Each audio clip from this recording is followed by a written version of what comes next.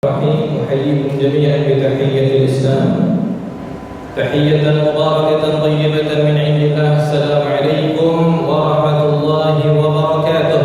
وعليكم السلام.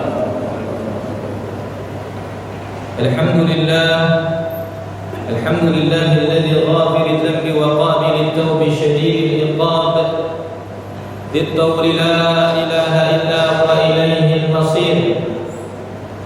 اللهم صل وسلم وزد وبارك وأنعم على حبيبنا ونبينا ومولانا محمد وعلى آله وصحبه أجمعين. أما بعد فيا عباد الله، أوصي نفسي وإياكم بتقوى الله وطاعته لعلكم تفلحون.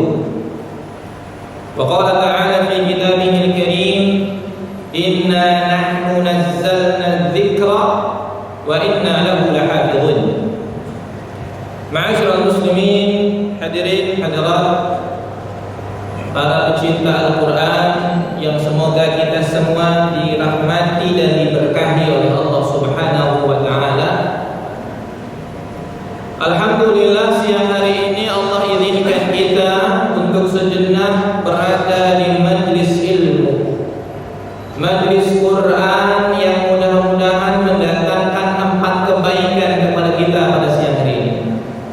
Sebagaimana yang disabdakan baginda Rasulullah sallallahu alaihi wasallam, untuk kabar gembira bagi kita semua yang senantiasa mengumpul seperti ini di rumah Allah dalam rangka mentadarusi Al-Quran, dalam rangka mengkaji mentilawahi Al-Quran.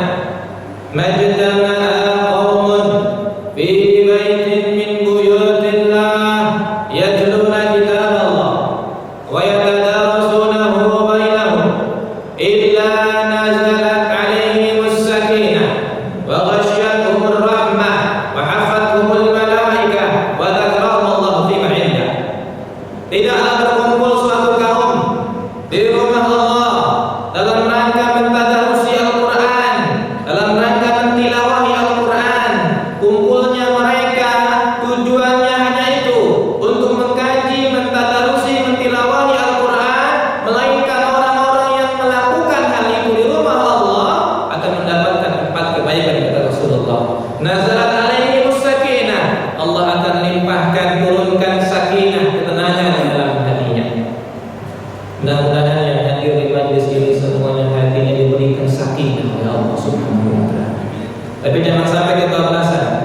Sakinah yang siang-siang begini biasanya, ya, dari hati lama-lama merambat naik ke mata, akhirnya bablas, nggak dapetin materi apa-apa dari Ustaz.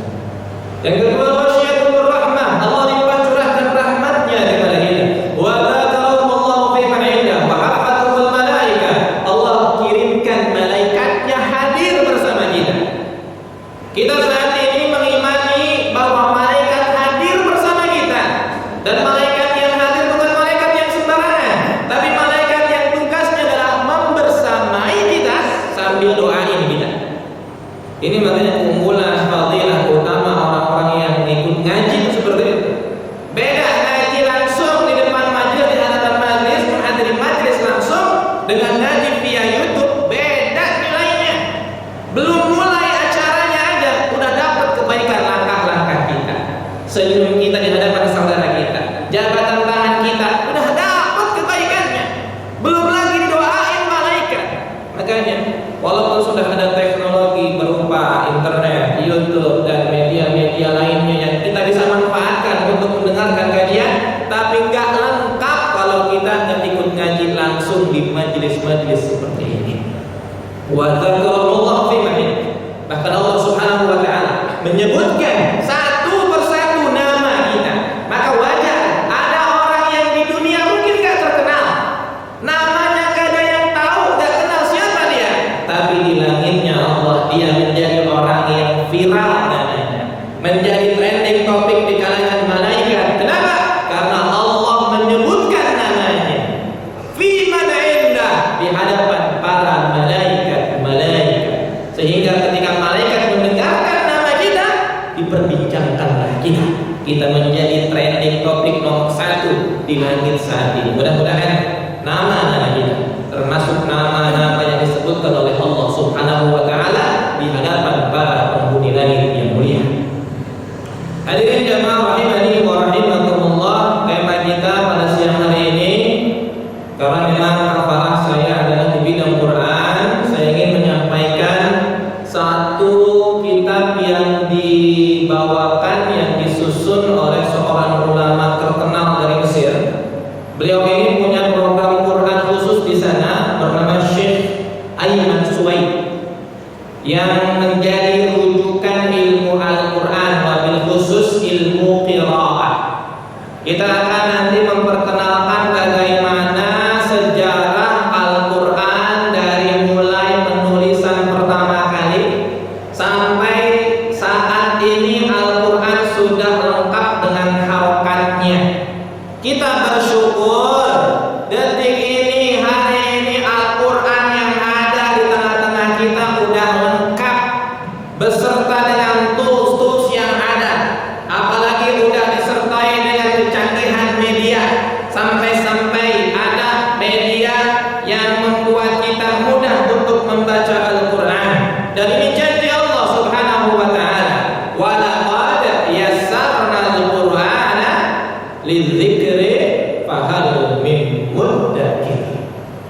Allah ulang ayatnya 4 kali dalam surat apa? Al-Qamar. Bahkan ayat ini didahului dengan menggunakan lam tauqid, la, bahkan ditambah dengan qad yang artinya sungguh-sungguh, untuk menjanjikan, memberikan keyakinan kepada kita bahwa Al-Quran sudah dimudahkan untuk dibaca, dipelajari, dihafalkan, mudah aslinya. Fahal min muddakir, tinggal kitanya apakah mau ada ikhtiar mempelajari, memanfaatkan tools yang ada, memanfaatkan media yang ada. Dan Allah Subhanahu wa taala pun menjanjikan di surat yang lainnya, inna nahnu nazzalna dzikra wa inna lahu lahafidun. Al-Quran dari zaman Nabi sampai akhir zaman itu akan terjaga originalitasnya, keasliannya akan terjaga. Dan di antara bentuk cara Allah menjaga originalitas Quran, kemurnian keaslian Al-Quran adalah dengan hadirnya orang-orang yang pengen terus mengupgrade kemampuan bacaan Qurannya.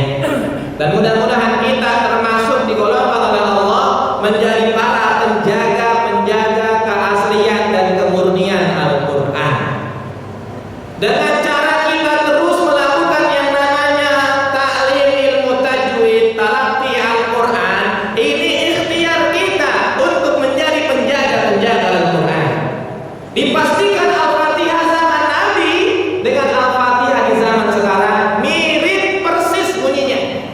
Ta'awudz di zaman Nabi dan di zaman sekarang mirip persis bunyinya. Kenapa? Di antara proses mewariskan ilmu Al-Quran itu dengan cara yang sangat ketat, yang sangat selektif, dengan sistem yang namanya talaqi.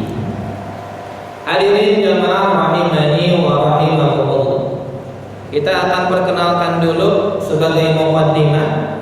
Beliau membuka kitab ini dengan menyampaikan definisi dari Al-Quran. Biasanya memang definisi ini akan selalu dimuat di buku-buku, di kitab-kitab ulumul Quran. Wa kalamullah ta'ala al-mu'jiz. Al-Quran adalah kalamullah yang sifatnya mu'jizat abadi. Isinya itu adalah i'jaz, penuh dengan keajaiban-keajaiban. Mu'jizat sepanjang masa, jemaah sekalian.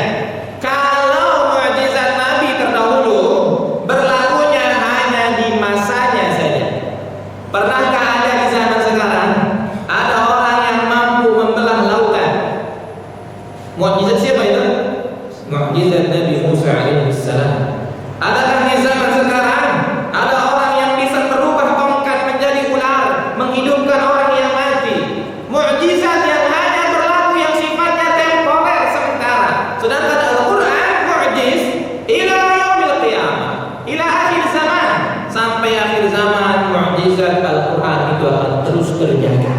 Dan mu'jizat Al-Quran bisa merubah sebuah peradaban yang gelap gulita, peradaban yang primitif menjadi peradaban yang maju, merubah pribadi seseorang yang tadinya jahiliyah, yang tadinya terpuruk. Al-Quran bisa merubah kepribadian seseorang menjadi pribadi yang penuh dengan masa depan yang cerah, masa depan yang gemilang, menjadi pribadi yang berakhlakul karimah. Itulah i'jazul Quran.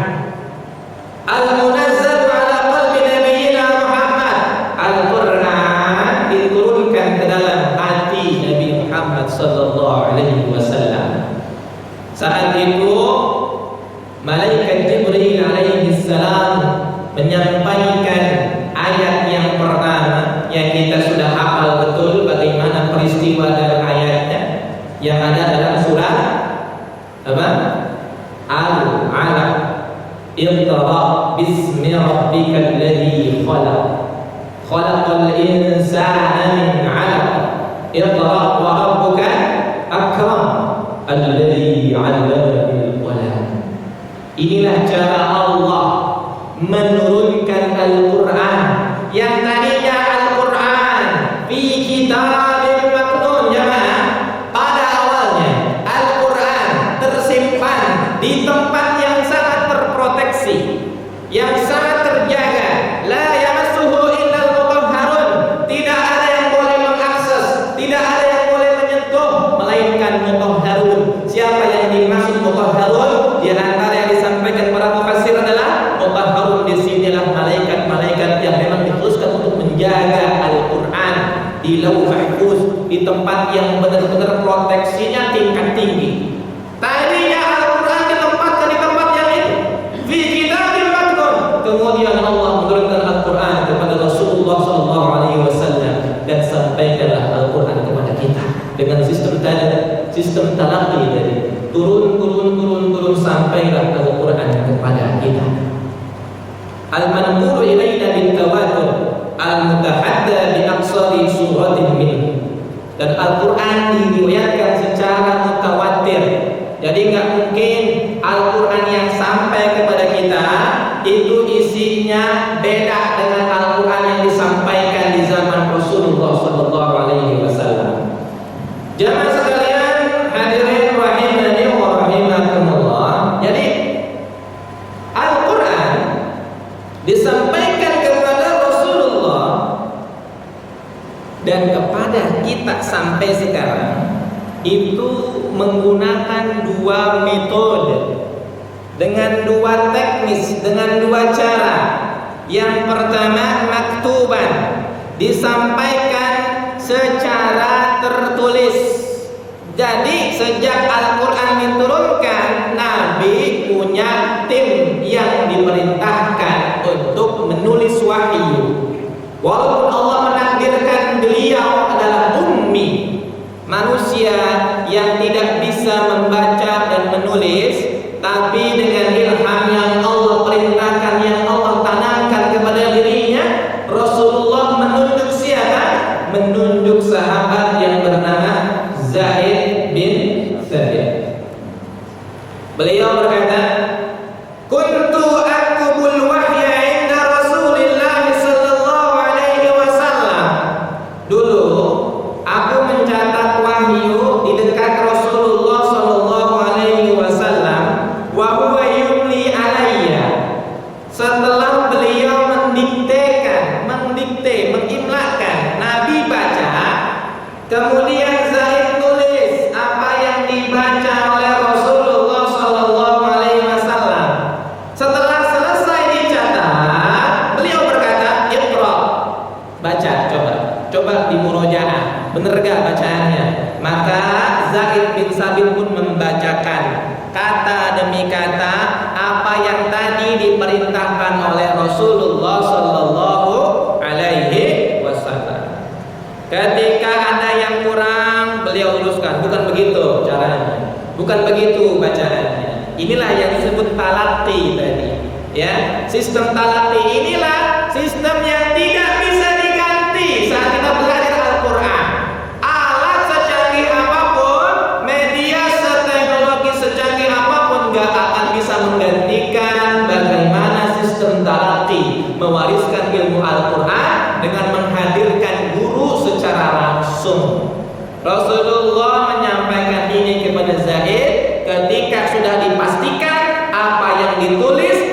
kemudian direview lagi, dibacakan ulang, gak ada yang salah, baru Zaid menyampaikan kepada khalayak ramai, kepada sahabat-sahabat yang lain, untuk menyebarkan bahwa Al-Quran bisa dihafalkan dan dipelajari di kalangan umat Islam.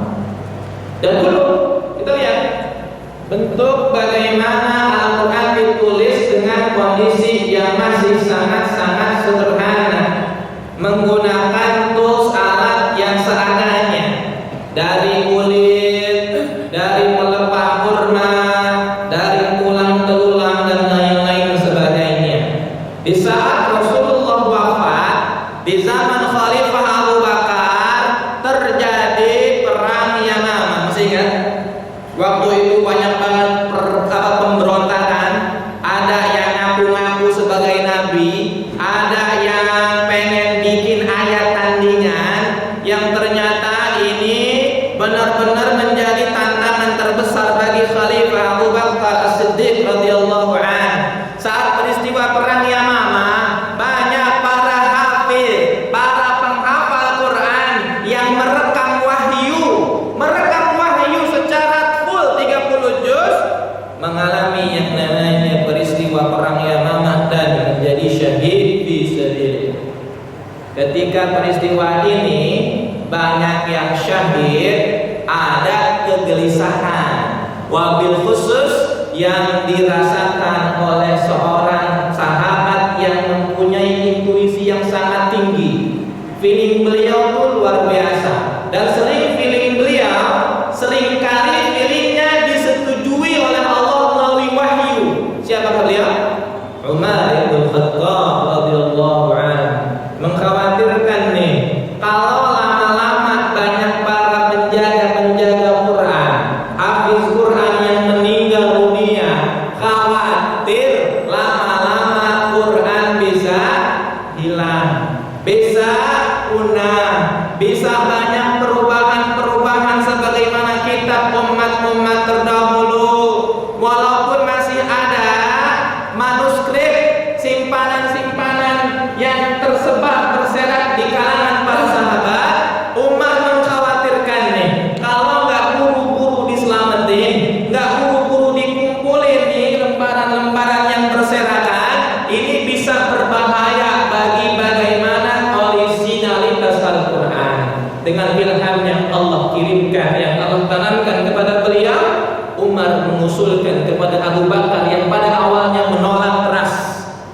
Apa alasannya jemaah? Ini jangan masih nyimak ya? Masih nyimak?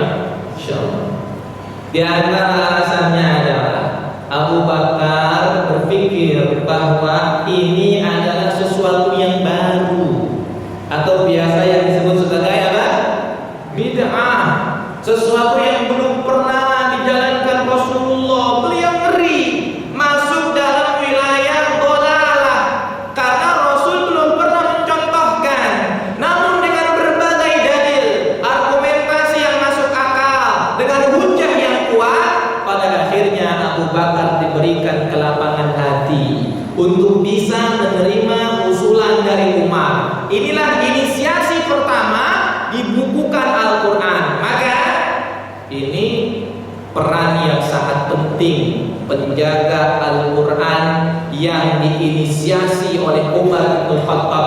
Beliaulah yang berinisiatif pertama bagaimana mengumpulkan manuskrip Al-Quran. Dan di zaman Abu Bakar ditunjuklah sekelompok sahabat yang langsung disupervisi oleh beliau, dipimpin juga, dilakukan oleh Umar bin Khattab, dan juga penulis wahyu di zaman Nabi Zaid bin Thabit, sehingga Al-Quran yang tadinya tersebar dalam manuskrip, lembaran-lembaran yang terpisah dikumpulkan, jadi dijilid jadi satu, disimpan di tempatnya Abu Bakar sampai beliau meninggal, kemudian dipindahkan, disimpan di tempatnya Umar bin Khattab. Ketika beliau meninggal, pada akhirnya disimpan di rumahnya Hafsah, di rumah anak beliau, Ummul Mukminin, Ummahatul Mukminin, Hafsah binti Abu Bakar. Nah, jemaah sekalian, Di zaman Utsman lah yang terjadi keributan besar. Umat Islam semakin banyak nih. Umat Islam semakin banyak tersebar. Ternyata banyaknya animo orang pengen belajar Al-Quran. Di situ pula banyak masalah yang muncul. Di antara masalah yang muncul apa jemaah? Banyak yang mengklaim bacaan aneh lebih baik dibandingkan bacaan ente. Bacaan aneh yang paling benar ente salah. Kenapa? Ini buktinya. Aneh dapat dari Qurannya begini bacaannya, bukan tabut tapi tabu. Misalkan tabut pakai tak taknis. Ada yang mengatakan bukan tabut tapi pakai tak marbutoh. Dibacanya bukan tabut apa? Tabu. Nah, karena perbedaan yang sepele ini, teknik dialek cara baca yang pada akhirnya viral di tengah masyarakat, bikin gaduh, hampir perang gara-gara baca Quran. Pecah, hampir pecah. Kalau bukan karena kebijaksanaannya Utsman bin Affan radhiyallahu anhu, hampir aja umat Islam bertumpah darah hanya karena perbedaan bacaan. Saling gontok-gontokan, saling ngotot-ngototan. Maka dengan ilham yang Allah tanamkan, beliau meminta juga pendapat dari sahabat-sahabat yang lain. Atas instruksi beliau, Al-Quran salinan yang disimpan di rumah Hafsah binti Umar itu dikumpulkan, disimpan oleh beliau untuk kemudian ditulis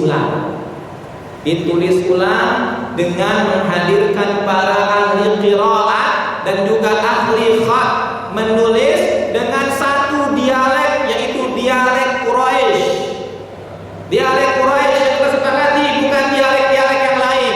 Dialek yang lain udah nggak dipakai lagi, biar nggak terjadi keributan. Sekarang Quran satu dialek saja, dialek Quraisy.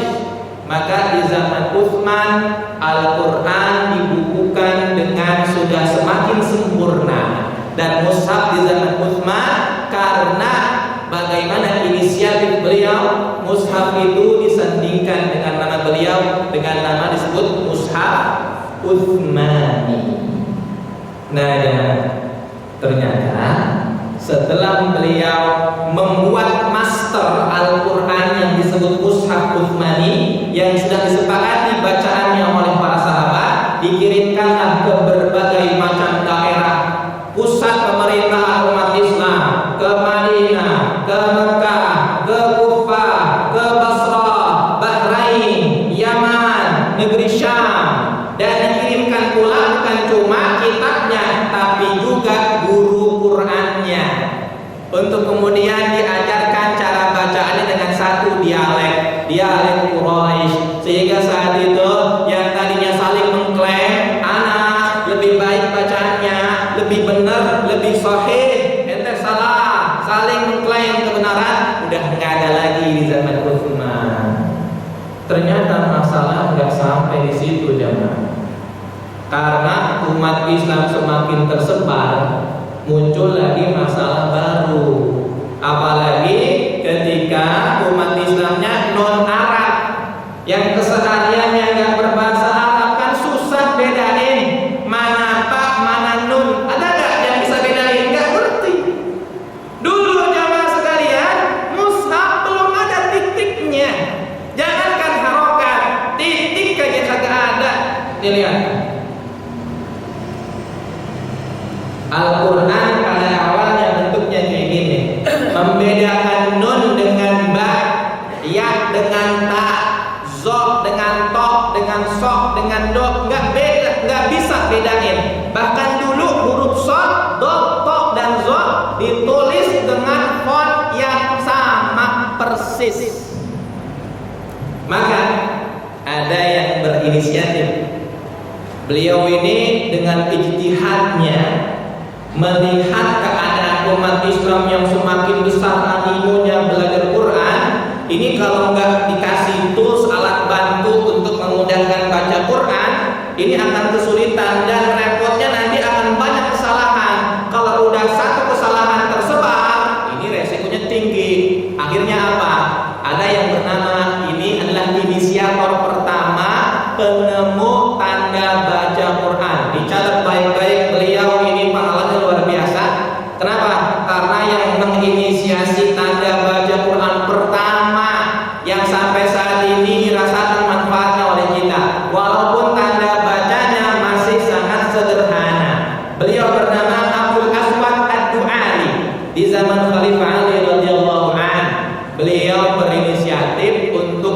berikan harokat.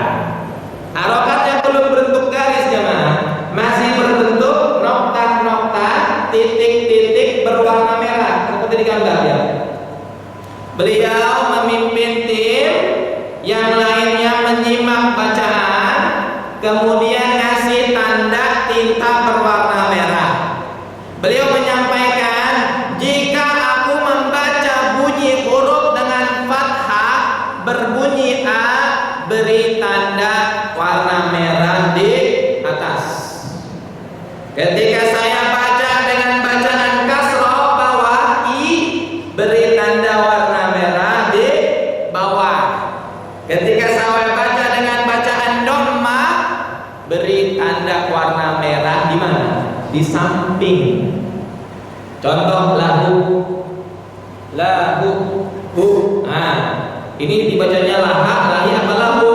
Nah, kalau saya baca lahu, beri titik di samping. Ini awalnya asal-asalnya harokat tanda baca. Tapi kalau udah dikasih tanda baca kayak gini, kira-kira kita udah bisa baca belum kira-kira? Ini apa bacanya, Pak? Udah itu ya. Masih ribet kan? Masih susah. Kita nggak ngerti, orang kita nggak akrab dengan huruf-huruf gundul, huruf-huruf yang belum ada sama sekali harokatnya, sehingga berkembanglah tanda baca Al-Quran sampai kayak gini. Dulu masih sangat banyak ornamen-ornamennya, dibacanya nggak senyaman sekarang, ribet melihatnya juga, ya. Bahkan antum lihat, ini awalnya sad, dot, ta, za, tulisannya sama persis. Bayangkan, orang mau baca siroto banyak yang salah. Ada yang baca siroso, ada yang baca dirodo, ada yang baca dirodo. Kenapa? Sad, ta, za, sama semua cara bacanya. Gara-gara banyak yang salah, akhirnya berkembanglah lagi ilmu font, ilmu khat, ilmu penulisan Al-Quran. Akhirnya dibedakan, shot dengan dot sama, tok dengan zo yang dibedakan. Apa pembedanya?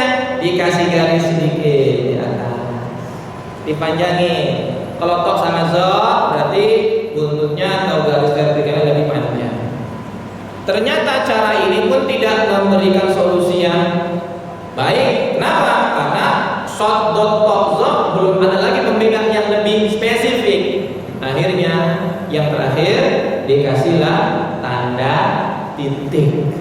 Shot nggak bertitik, dot menggunakan titik, zot menggunakan titik. Di saat itulah sudah mulai membedakan nih mana shot, dot, tok dan zot. Nah, sekali lagi teman, inilah perkembangan ilmu penulisan Al-Quran yang sampai detik ini Al-Quran toolsnya, harokatnya, tanda bacanya sudah lengkap. Pada awalnya cuma berbentuk nokta merah, sekarang sudah berbentuk harokat. Alif itu adalah asal dari tanda baca fathah. Yang kita kenal dengan fathah itu diambil dari huruf alif yang ditulis miring. Yang kita kenal dengan tulisan dhamma itu diambil dari huruf wawu. Yang kita kenal dengan kasrah itu diambil dari huruf ya. Antum lihat huruf ya yang paling kanan, yang warna merah sebelah kanan, ini huruf ya yang menyimbolkan bahwa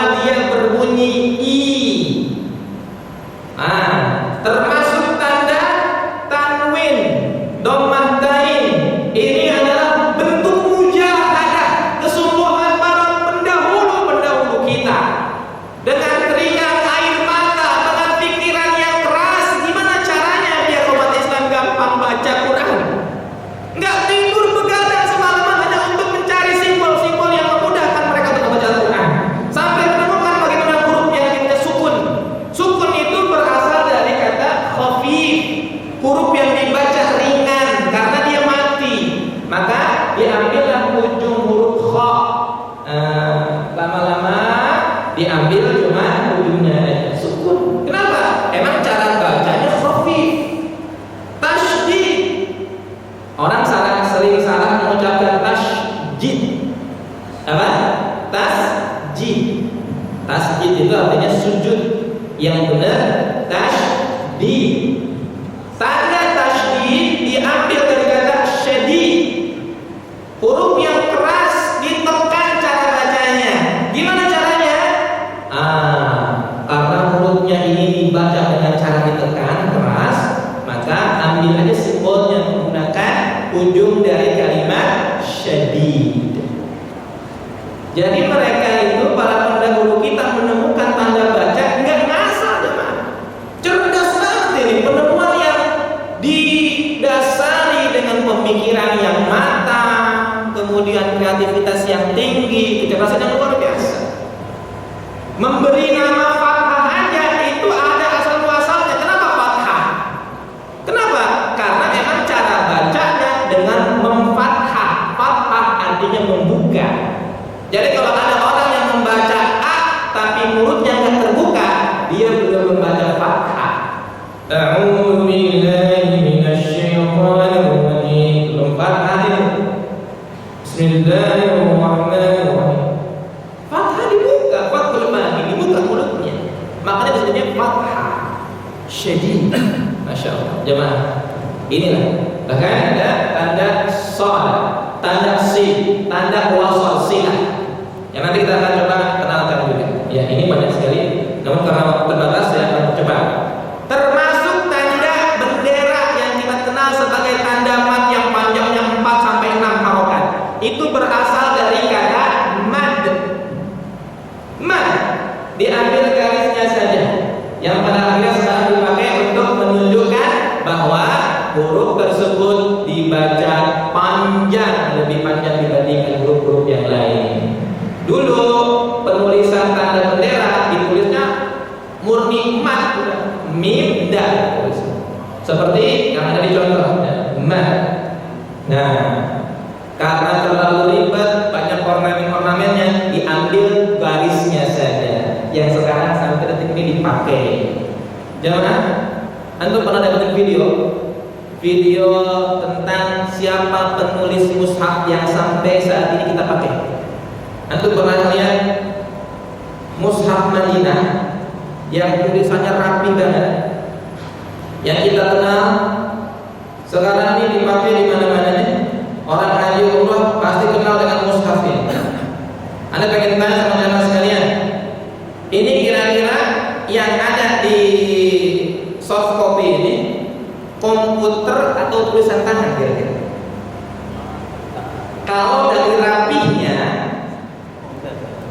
computerized, tapi ternyata masternya ini ditulis oleh seorang yang usianya sudah syuyukh banget. Sekarang usianya sekitar 90-an tahun.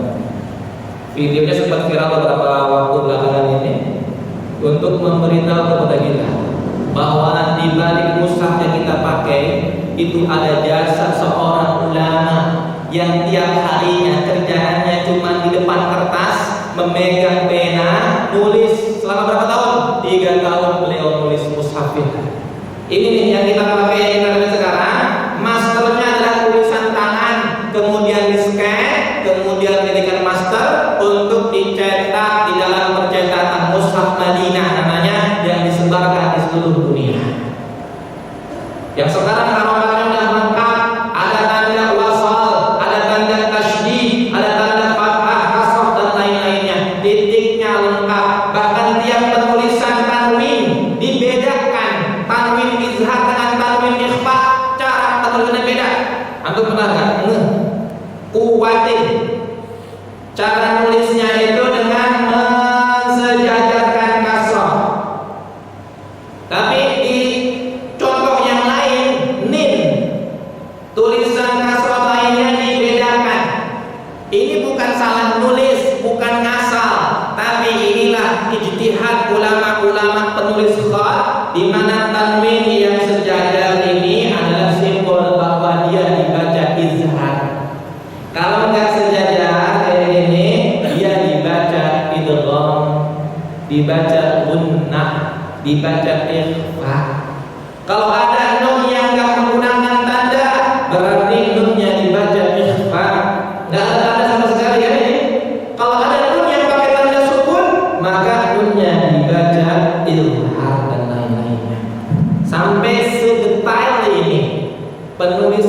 mushaf yang diinisiasi ulama-ulama kita yang luar biasa jasanya sampai sekarang kita bisa nikmati Al-Quran bisa semudah sekarang. Bahkan sekarang udah pakai warna-warni, ada mushaf warna-warni. Kita pengen tahu ikhfa, izhar, udah nggak usah ngapalin huruf-hurufnya. Dulu mah ngapalin huruf ikhfa ada 15. Dzif za sana kam jada syakhsun qad sama dum thayyiban zidti tuqada zalima. Aduh ribet banget. Sekarang udah gampang baca Quran. Apalagi udah ada gadget kita. Walaupun not recommended, nggak direkomendasikan baca melulu pakai gadget. Yang paling afdal pakai mushaf asli. Kenapa? Karena biasanya gadget rumah kita kalau baca Quran pakai gadget lebih banyak buka WhatsApp-nya. Apalagi kalau ada notifikasi masuk, tergoda untuk scroll. Akhirnya baca Qurannya terabaikan. Apalagi baca Quran pakai Android atau menggunakan aplikasi di iOS, itu banyak juga yang tak bertanggung jawab. Sudah masuk ke saya yang belajar Quran, khususnya di bidang Quran itu, ada yang masih tahu Ustaz ini gimana Ustaz aplikasinya? Not recommended, tidak bagus. Kenapa? Tanda bacanya banyak yang salah, ayatnya juga banyak yang keliru. Ada juga tuh banyak, hati-hati makanya. Kita mendownload sembarangan ayat aplikasi Quran itu juga banyak yang tidak tervalidasi, tidak terverifikasi, belum ditasbih ke keaslian atau kesohihan dari cara penulisannya. Banyak yang salah, huruf yang harusnya dibaca panjang jadi ditulisnya pendek hurufnya. Ini kesalahan yang fatal, memanjangkan yang pendek, memendekkan yang panjang. Hadirin jamaah rahimani wa rahimakumullah. Saya akan lanjutkan dulu sedikit, masih ada sedikit lagi materi. Nah, karena Al-Quran ini adalah orisinil sampai kapanpun, maka kita harus jaga cara menjaga kemurniannya. Dengan cara apa? Al-Quran disampaikan kepada kita selain menggunakan maktuban, tulisan yang turun-temurun diwariskan kepada kita dengan berbagai macam perkembangannya, yang tidak kalah pentingnya Al-Quran diwariskan dengan menggunakan suara. Nazala Jibril alaihi salam bil Qur'anil azim ala qalbi nabi bi alfadhihi wa ma'anihi wa kulli ma yata'allaqu bih. Jibril turun membawa Al-Quran ke dalam hati Rasulullah dengan lafaznya, maknanya, dan hal-hal terkait dengannya. Maksudnya apa? Dengan tajwid. Karena Jibril langsung nyampein ke Nabi, Iqra, Iqra, Iqra, Iqra bismi rabbikal ladzi khalaq. Inilah yang disebut sebagai sistem talaqi. Gurunya menyontohkan, muridnya ngikutin. Kalau ada yang salah dilurusin, namanya talaqi. Kemudian para sahabat, talaqqa sahabat al-kiram min fami Rasulillah sallallahu alaihi wasallam. Para sahabat yang mulia mempelajari Al-Quran langsung melalui mulutnya Rasulullah, melalui lisan Rasul, dengerin langsung, bermusyabahah begini langsung. Bismillahirrahmanirrahim. Ikuti. Ada yang salah luruskan. Begitu. Terus sahabat sampai turun-temurun sampailah ke kita. Maka ada yang namanya istilah sanad bacaan Al-Quran. Contoh nih, Syekh Aiman Rashid Suwaid ini, beliau adalah salah satu ulama yang sanad Qurannya tertinggi di dunia. Di antara sanad beliau tuliskan di kitabnya ini, contohnya, dari beliau terus gurunya siapa sampai ujung-ujungnya nanti ketemu siapa? Ketemu Hafiz, ketemu Imam Asim, ketemu Abdullah bin Habib, kemudian ketemu dengan Zaid bin Thabit, ketemu dengan Sayyidina Rasulullah sallallahu alaihi wasallam, kemudian Jibril, kemudian Rabbul Izzah Allah subhanahu wa ta'ala. Jadi mata rantainya itu benar-benar terjaga. Makanya wajar Al-Quran originalitasnya itu tidak diragukan. Kenapa? Karena sistem ini. Makanya tidak bisa digantikan dengan cara apapun. kita harus hati-hati dengan bacaan Quran kita. Karena banyak para pembaca Al-Quran yang masih melakukan dua kesalahan baca. Kesalahan baca Quran itu ada dua kategori yang disebut sebagai al-lahan jali dan al-lahan khafi. Jali yang dimaksud di sini adalah kesalahan yang terang jelas. Orang awam pun tahu kalau an-amti pasti salah. Salah nggak? Salah. Merubah harokat, paham. An-amtu salah atau benar? Salah. Ini jali namanya. Kesalahan yang jelas terang. Nah, kalau kesalahan jali, orang amah umum pun paham. Nah, yang paling repot adalah kesalahan yang sifatnya khafi, tersembunyi. Ini nggak bisa diketahui oleh sembarang orang karena khafi. Dia hanya bisa didiagnosis oleh spesialis. Sama halnya seperti orang yang punya penyakit dalam. Kalau dokter umum, orang awam nggak tahu dia penyakitnya apa. Nggak ada alatnya, nggak ada toolsnya, nggak ada kemampuannya. Harus yang punya spesialisasi di bidang penyakit itu. Sama, ketika kita baca Quran, penyakit yang khafi tersembunyi itu bisa didiagnosis oleh spesialisnya, oleh gurunya. Contoh, jemaah, ketika saya baca begini, A'udzu billahi minasyaitonir rajim. Idza jaa nasrullahi wal fath. Sekilas kalau orang umum menilai bacaan itu no problem, fine aja, bagus saja, panjang pendeknya nggak ada yang salah, harokatnya benar. Tapi kalau bagi spesialis paham itu salah. Kira-kira apa salahnya? Hah? Apanya?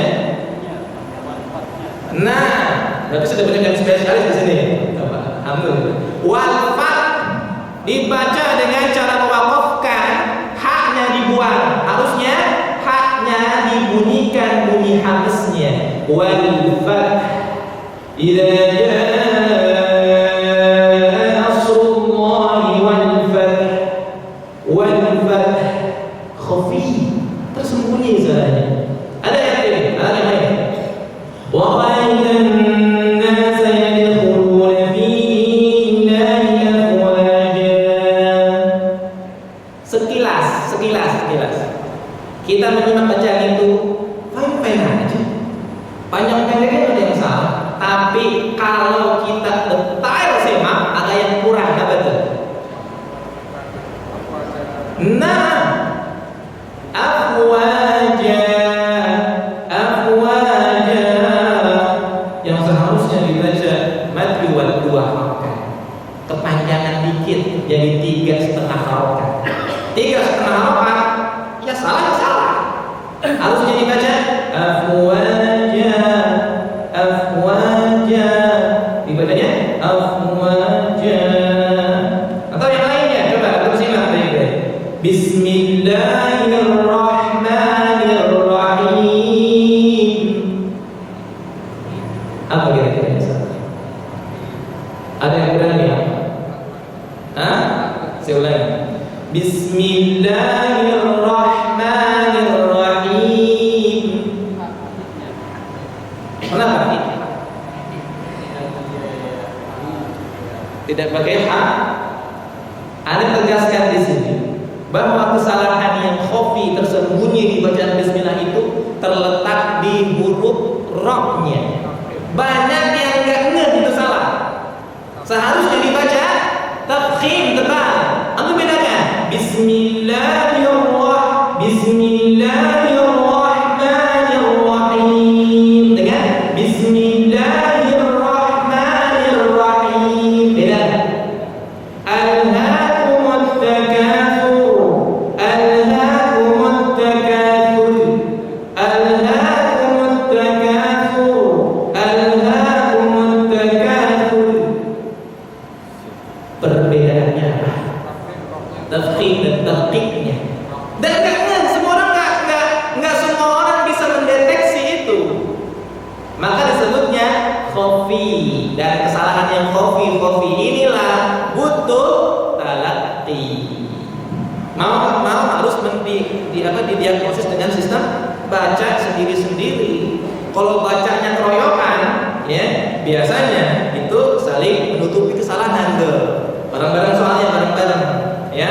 Maka belajar yang efektif baca Al-Quran harus sistemnya one way, satu-satu baca.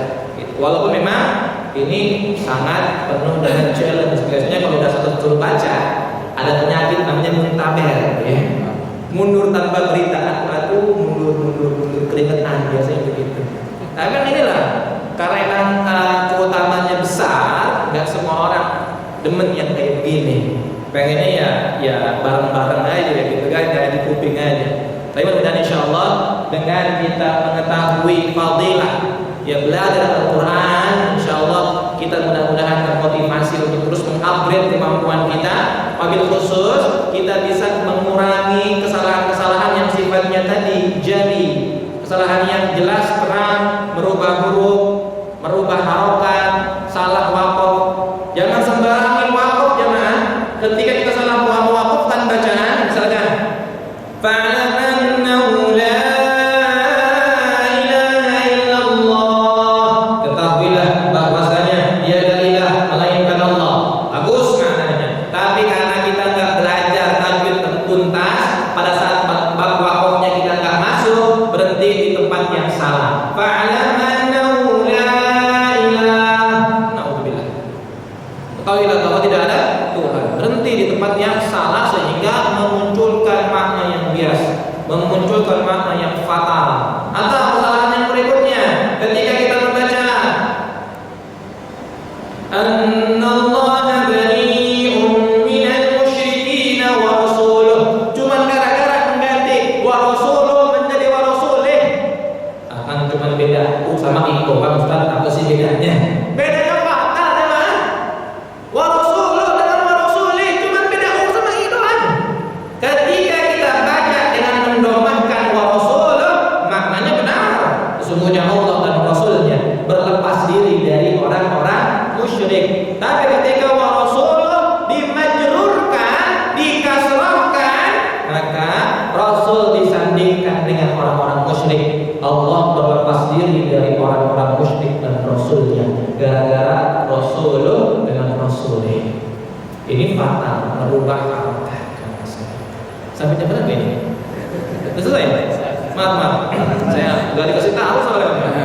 Ngurus. Baik, jemaah, mohon maaf karena sudah lewat waktunya. Mudah-mudahan materi yang saya sampaikan bisa bermanfaat untuk semuanya dan Allah catat kita sebagai orang yang khairukum man ta'allama al-Qur'ana wa 'allama. Aqulu qouli hadza astaghfirullahal-'azim li wa lakum. Mohon maaf. Assalamualaikum warahmatullahi wabarakatuh.